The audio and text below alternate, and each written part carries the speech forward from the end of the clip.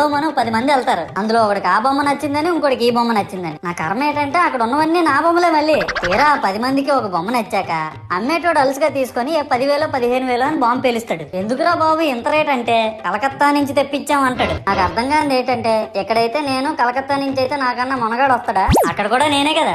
ఇలా నన్ను బజార్లో పెట్టి బేరం ఆడి నా మొహానికి ముసుగేసి వ్యాన్ ఎక్కిస్తారు. ఆ వ్యాన్ డ్రైవర్ గాడు నేను ఉన్నానని కూడా చూడకుండా ఏదో ఆలోచించుకుంటా డ్రైవ్ చేస్తా గతకల్లో గబ్బి గుబ్బి అని తించేసి నా కాల్లో చెయ్యి ఇరగొట్టేస్తాడు. ఈ విషయం చందాలు ఇచ్చిన చిన్నోళ్ళకి తెలిస్తే మళ్ళీ ఇరిగిపోయిన బొమ్మ పెట్టకూడదని ఏ బొమ్మ రాసి కవర్ చేసేస్తాడు. సరేలే జరిగిందేదో జరిగింది, నా భక్తులే కదా, కూల్ బ్రో అని చిల్లయ్యే లోపు నన్ను పందిర్లో పెట్టి ముసుగు తీసి నాకన్నా పొడుగున్నే సౌండ్ బాక్సులు 2 నా చెవులు పక్కన పెట్టి డీజే గణేష్ బ్రో అని చెప్పి నా పాటలను కూనీ చేస్తారు. సరేలే పిల్లలు కదా, ఇప్పుడు కాకపోతే ఎప్పుడు ఎంజాయ్ చేస్తారు, కాసేపట్లో పూజ స్టార్ట్ చేస్తారని వెయిట్ చేస్తా ఉంటే ఆ 5 రూపాయల వ్రతకల్పన బుక్ చూస్తే అది ఎక్కడ లేని కోపం వస్తుంది. ఏరా నాకు అర్థం కాదు, ఎన్ని సంవత్సరాల నుంచి నా పూజలు చేస్తాను.